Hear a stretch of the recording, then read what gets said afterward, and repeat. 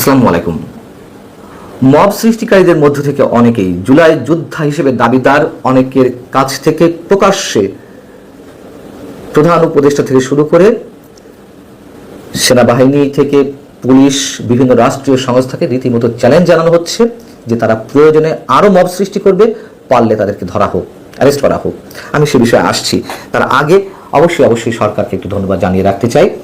সাবেক সিইসি নুরুল হুদার মৃত্যুদণ্ড হতে পারে, ফাঁসি পর্যন্ত হতে পারে তার অপকর্মের কারণে, আগেও বলেছি। কিন্তু তার উপরে যেভাবে মব সৃষ্টি করা হলো, জুতার মালা গলায় পরানো হলো, জুতা পিটা করা হলো, এই নিয়ে যখন দেশে বিদেশে তুমুল সমালোচনা, তখন সেই মব সৃষ্টিকারীদের মধ্য থেকে একজন হানিফ মিয়া, যিনি স্বেচ্ছাসেবক দলের নেতা, তাকে আটক করা হয়েছে।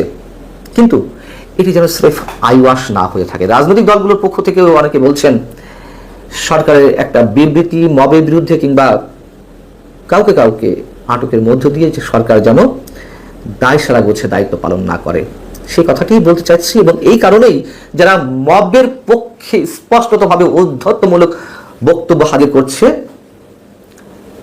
সেই জায়গায় তাদের বিরুদ্ধে সরকার কোনো অ্যাকশন নেওয়ার সাহস পাবে কিনা, অনেক বড় প্রশ্ন। খান জসিম নামে একজন লিখছেন তার ফেসবুক স্ট্যাটাসে, নিজেকে জুলাই যোদ্ধা হিসেবে দাবি করে বলছেন, আমি ধানমন্ডি 32 ভাঙছি, আমি নুরুল হুদাকে জুতা মারছি, আমি জসিম স্বৈরাচারের যে কোনো কুলাঙ্গারকে পাইলে জুতা মারবো, সাহস থাকলে আমাকে মব বলে গ্রেফতার করো সুশীলের বাচ্চারা। সরি, এই ইনফর্মাল শব্দটা উচ্চারণ করে বাধ্য হলাম, যেহেতু তার স্ট্যাটাসে এগুলো লেখা। খান জসিম তার ফেসবুক পেজে আরো একটি স্ট্যাটাস দিয়েছেন, এরকম অনেকগুলো দিয়েছেন। তার মধ্যে আরো একটি হচ্ছে, যদি বলে মব তাহলে সবচেয়ে বড় মব ধানমন্ডি 32 ভাঙচুর, এর পরের মব হাসনাতের নেতৃত্বে শাহবাগে। ইন্টারিমের সুশীল দণ্ড তখন জাগ্রত হয়নি, কারণ তখন মব করেছে ইন্টারিমের আপনা লোকেরা, নিজ লোকেরা। এখন যেই দেখছে মব করেছে বিএনপি নেতারা, সেই ইন্টারিম সুশীল দণ্ড জাগ্রত হয়ে গেছে। এতদিন কোনো মবের জন্য কাউকে গ্রেফতার করেনি, কিন্তু এইবার 24 ঘন্টার মধ্যে গ্রেফতার, কারণ আসামি স্বেচ্ছাসেবক দলের নেতা। খান জসিমের বক্তব্য ঔদ্ধত্যমূলক, তারপরেও তার এই কথাগুলোর মধ্যে অনেক সত্য লুকিয়ে রয়েছে, সে বিষয়ে কথা বলবো। জুলাই আন্দোলনকারীদের মধ্যে আরো একটি স্ট্যাটাস দিয়েছেন, গোলাম মোস্তফা শিমুল, একজন চিত্র পরিচালক, অসংখ্য নাটকের নির্মাতা, অনেকেই চিনবেন তাকে।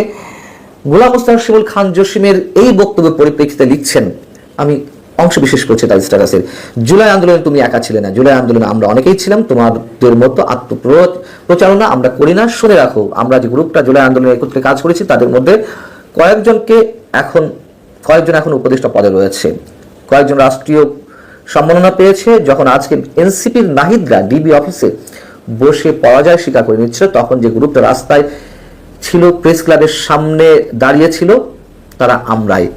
হাসিনা পালানোর পর কোথাও নিজেকে দাবি করি নাই যে হাসিনা বিরোধী আন্দোলনে আমরা অন্যতম সৈনিক, কারণ আমরা ফায়দা নিতে চাই না, আমরা দেশকে স্থিতিশীল অবস্থা দেখতে চাই।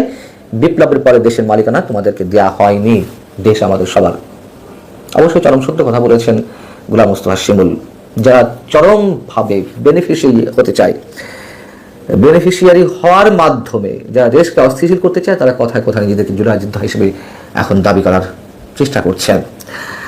এখন বিষয় হচ্ছে যে, যেহেতু নুরুল হুদাকে জুতা পিটা করার পরে, তার উপরে মব সৃষ্টি করার পরে গভীর রাতে সরকার একটা বিবৃতি দিয়েছিল যে যারা তাকে শারীরিকভাবে লাঞ্ছিত করেছে, আইনের পরিপন্থী এবং ফৌজদারি অপরাধ সৃষ্টি করেছে, এই ধরনের মব সৃষ্টিকারী, উচ্ছৃঙ্খল পরিস্থিতি সৃষ্টিকারী যে কাউকে আইনের আওতায় আনা হবে, এমনটা ঘোষণা দিয়েছিল। তার পরিপ্রেক্ষিতে জসিম খানদের মতন অনেকেই স্ট্যাটাস দিয়েছেন, ঔদ্ধত্য প্রকাশ করছেন মবের পক্ষে।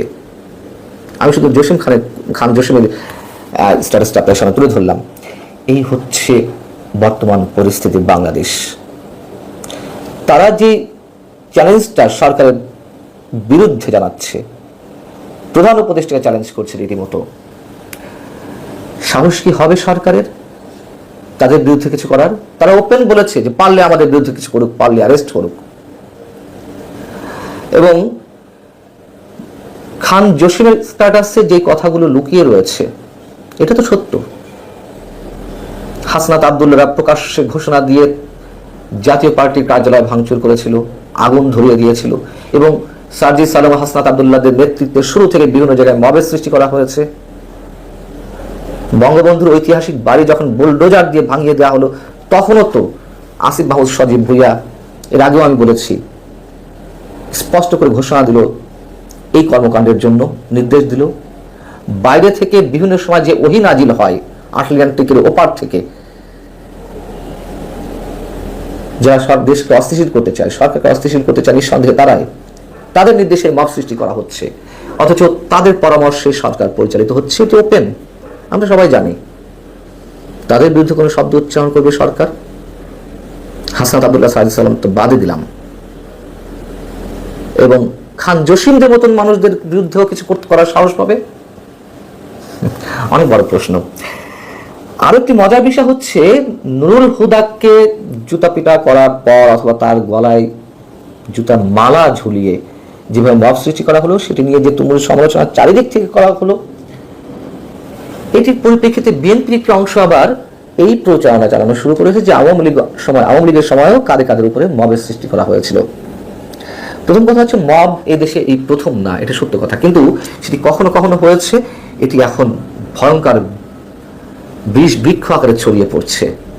মানুষ আতঙ্কিত, ঘর থেকে বের হতে গেলে কোন অজুহাতে, কোন ওসিলায় তাদের উপরে এই ধরনের আক্রমণ চালানো হয়। এখনকার মব জায়েজ করার কি আছে? এবং এইগুলো যখন তুলে আনা হবে, তাহলে তো 54 বছরের ইতিহাস একটা পর একটা আসবে এবং এইগুলো জায়েজ হয়ে যাবে। আর দ্বিতীয় কথা হচ্ছে যে ওইগুলো তো রাজনৈতিক প্রতিহিংসা ছিল, এখনো রাজনৈতিক প্রতিহিংসা, কিন্তু এখন যেহেতু আওয়ামী লীগ শব্দটা উচ্চারণ করা মানেই অপরাধ, আওয়ামী লীগের পক্ষে কথা বলা মানেই তিনি অপরাধী, যে বা যারা এই ধরনের সমর্থন করবে আওয়ামী লীগকে, তাদেরকে পেলেই প্রকাশ্যে একেবারে দিবালোকে রাস্তায় উলঙ্গ করা হবে, মারপিট করা হবে, রক্তাক্ত করা হবে, জুতা পেটা করা হবে। এইগুলো তো ছিল না, এইগুলো ছিল না। অবশ্যই আওয়ামী লীগের নেতাকর্মীরা বিএনপির নেতাকর্মীদের উপর চড়াও হয়েছে, রক্তাক্ত করেছে, অনেক কিছু হয়েছে। আবার বিএনপির সময় বিএনপিও তো করেছে, ধরে নিলাম যে আওয়ামী লীগ করেছে, কিন্তু এখন কেন এই অপচেষ্টাগুলো, এগুলো আবার নতুন করে নিয়ে আসার, এই তুলনাগুলো তুলে ধরার? ভালো থাকুন সবাই, আল্লাহ হাফিজ।